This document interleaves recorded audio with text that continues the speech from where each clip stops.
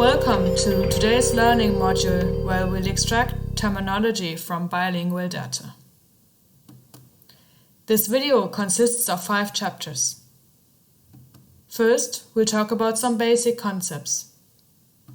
Next, we'll use TM2TB in our notebook to extract terminology from a translation memory file. Afterwards, we'll sort through the term candidates and collect them in an Excel file. We'll use this Excel file to create a TBX file with Glossary Converter. And finally, we'll use our TBX file to perform a quality check in QA Distiller. You can use the timestamps to skip ahead or go back to a specific chapter at any time. Alright, let's start. The basics we'll cover today are terminology as a discipline. We'll look at the differences between prescriptive and normative terminology work, the difference between term bases and glossaries, and we'll see how a term-based entry is structured. Terminology is the discipline concerned with the collection, processing, description, and presentation of terms. In order to collect terms, we conduct terminology work, which can be prescriptive or normative. Terms are usually compiled in monolingual or bilingual glossaries or term bases for future use. And terminology management aims to ensure that these terms are maintained, accessible, updated, and used by all parties involved. As we heard earlier, terminology work can be conducted in a descriptive or normative manner. In a descriptive approach, the term usage is described, but no usage restrictions or rules are established. It's like taking a picture of the current state. Terms collected through descriptive terminology work are often compiled in glossaries where they can serve as a knowledge base. A normative approach is often subsequent to a descriptive one. It goes beyond the mere description and establishes rules concerning, for example, preferred and forbidden terms. Terms collected through normative terminology work are often collected in a term base where it's easy to include the usage status and other contextual information. Our focus today will be on normative terminology work. This is the approach we are following later when we'll sort through our term candidates. As we've just heard, terms can be compiled in a term base or in a glossary. Term bases are concept-oriented, which means that one entry corresponds to one concept and vice versa. They can be monolingual or bilingual. One concept includes all terms and synonyms and other information such as the definition, translation, and the usage status. Glossaries, on the other hand, are term-oriented, which is a defining difference between glossaries and term bases. So they contain one entry per term, they can be monolingual or bilingual, and contain additional information such as a definition or translation. Term-based entries have a 3-level structure consisting of the entry level, the language level, and the term level. The entry level includes information such as the concept ID, the project, and the client. The language level, as the name suggests, contains the language information, and the term level includes the term itself, its usage, its word type, gender, etc. Term-based entries can be exported in a TBX format, which is short for term-based exchange. It's a markup language written in XML and can be used to describe, exchange, and distribute term bases. TBX files reflect the data categories of our term-based entry. Thanks for watching. We'll now continue with the practical part. Head back to the notebook for the terminology extraction.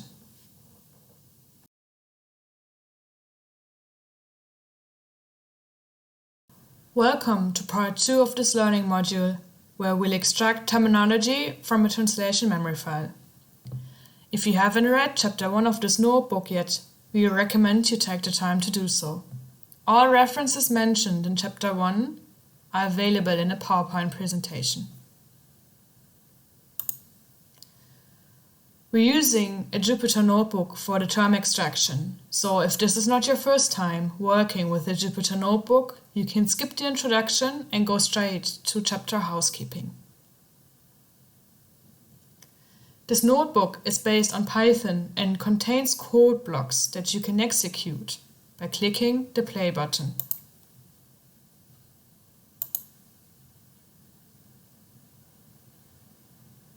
The green check mark indicates that the code was run successfully.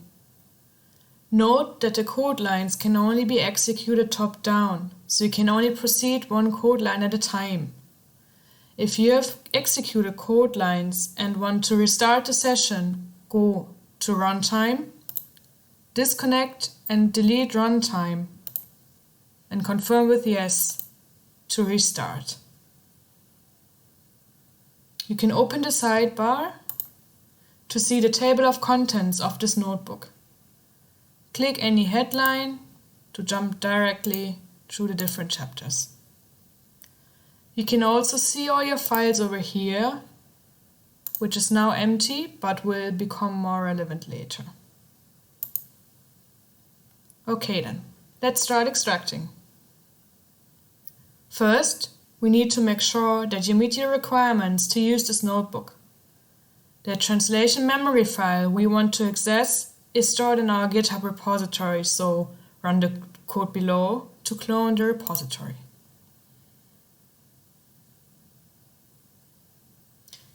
Next, change the directory to the tm2tb folder in our repository to check its content. You can see that it contains the tmx file we want to work with in this notebook.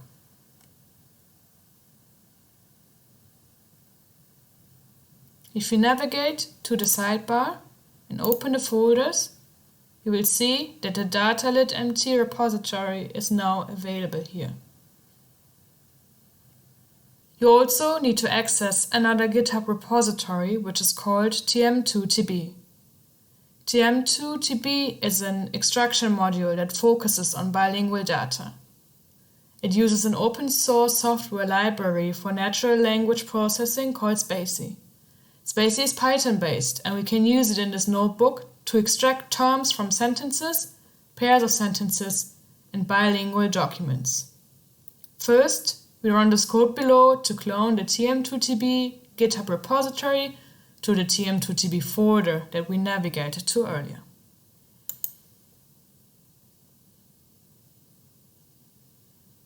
Let's run the next code to navigate to the tm2tb folder. The tm2tb folder contains a text file called requirements collab. It contains a list of the modules we need. So we run the next code to install all the requirements listed in this text file.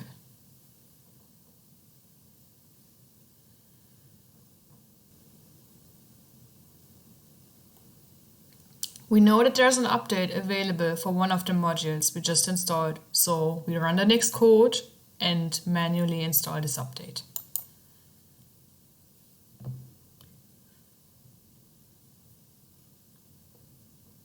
And that's it. You're all set for the requirements. Let's continue with the actual term extraction.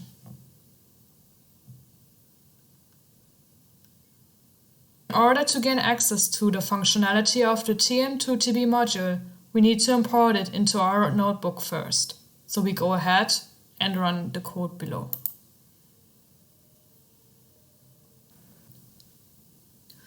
In order to process our language file, we need term extractor, byterm extractor, and bytext reader from the tm2tb folder. We also need to import pandas, which is a Python library used for working with datasets. It'll automatically format the extraction results in a tabular structure, which is a so-called pandas data frame. Run the next code.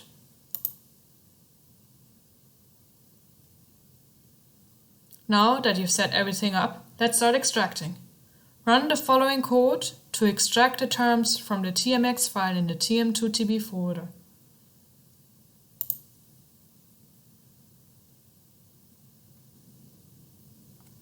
The results are displayed in a pandas data frame and indicate the source term, the target term, the source and target part of speech tags, as well as the rank, similarity, the frequency and bi-term rank. We can see down here that 63 terms were extracted, which is quite a lot, so we can tweak the code a little to adjust the extraction results. For this extraction, we want to limit the part of speech tags to nouns and adjectives only, so we add it to the code.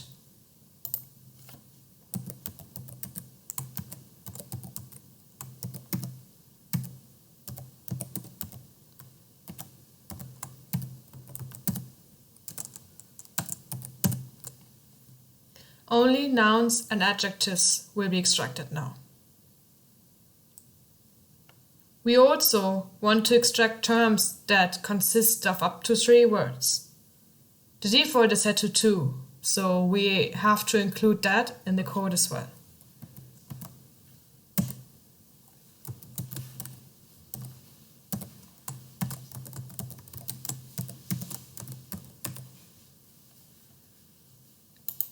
Now we just run the code again and look at the result.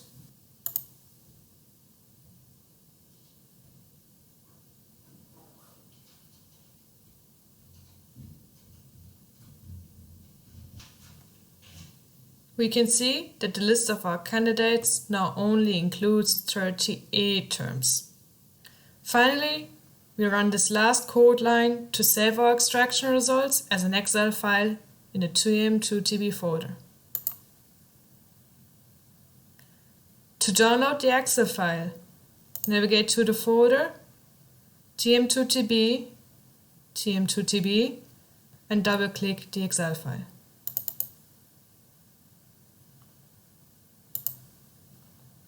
We can now continue with sorting through the list of our term candidates.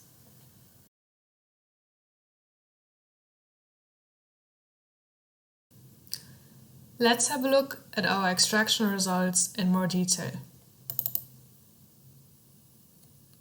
Results like these often contain some noise that we need to sort through. Bigger language files might generate more accurate output, but there'll always be some manual work involved, so let's dive into it. First, we expand these rows, and we're going to select the terms that we think are relevant enough for us to continue working with. To keep it nice and easy, we'll go for translation suggestions, new language pair, translation unit, and pop-up. And then we're going to delete the rest.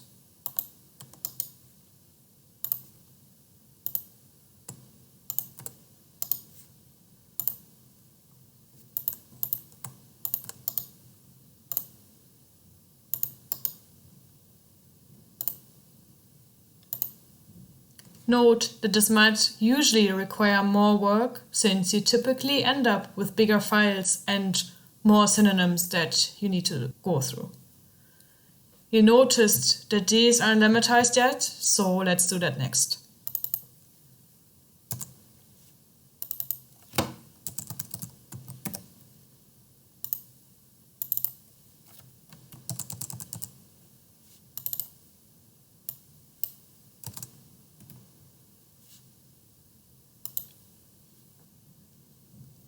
Now that we have the list of our term candidates, we can use Glossary Converter to convert our Excel file into a TBX2 format that we can use in QA Distiller. Note that we first need to adjust the structure of our Excel file so that it'll be compatible with the TBX2 format. TBX2 is a multi-term file format for term bases, and so we need to find a way to modify our Excel file in a way the Glossary Converter will assign the information in our cells to the appropriate data types in the TBX file. First, we need an entry ID to separate our different entries from one another.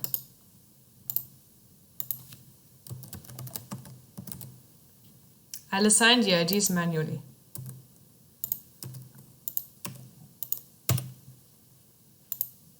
Next, we need to define a source language and a target language.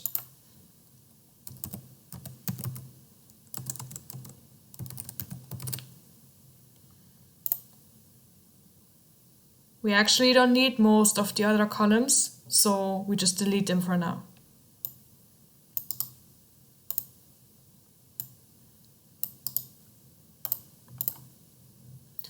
We want to be able to specify the administrative status of our terms, so we'll add that.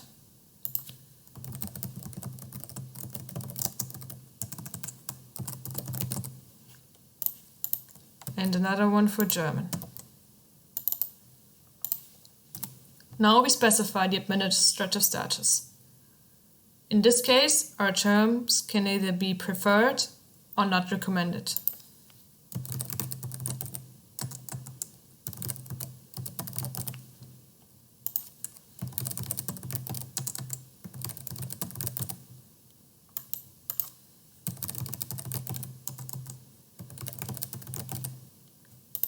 Since pop-up is misspelled here, I'll put it in as not recommended.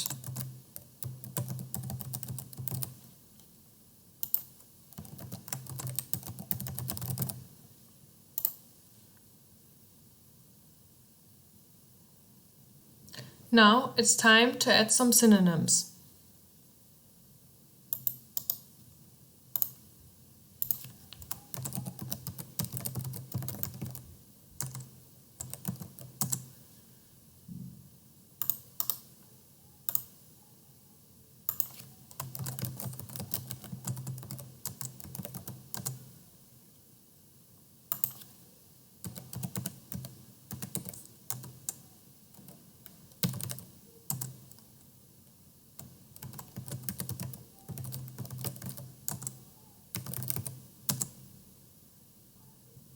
Note that I haven't added any entry IDs here because these terms belong to the same concept. Now all that's left to do is to convert.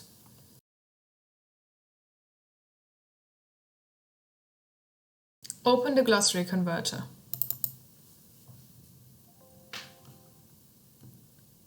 Make sure that the output format is set to TBX2. Then go to the spreadsheet menu here on the left and make sure that the option Multi-line format, one row per synonym, is enabled. This will make sure that synonyms are stored in one line each. The name of the column is the entry ID that we've added earlier. Click OK. Now we can just drag and drop our Excel file into the Glossary Converter.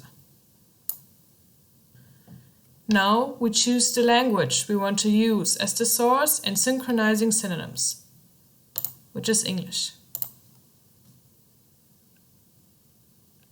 Glossary Converter has now automatically converted our Excel file into a TBX format. Now we can proceed with the QA check and QA Distiller.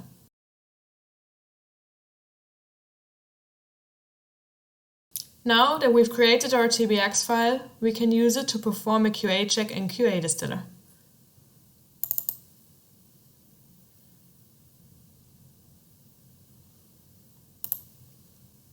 QA Distiller can actually do much more than just check terminology, but we'll leave it at that for today. Refer to the QA Distiller help if you want to learn more. First, we select our TBX file.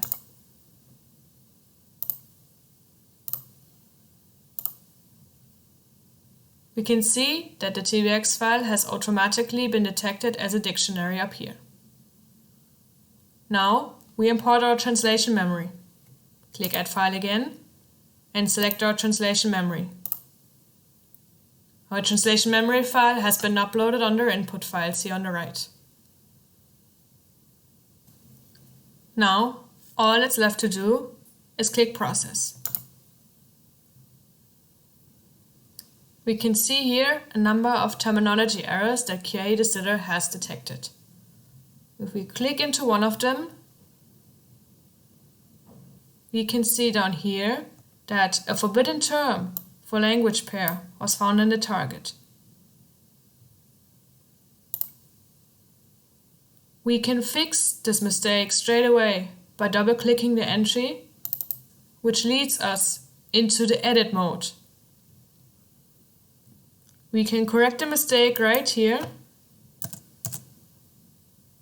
and save the file. This will apply all the changes we made here to our translation memory file. Once you've corrected one mistake here, you can mark it as fixed. You can work your way through the list and correct all terminology mistakes you come across.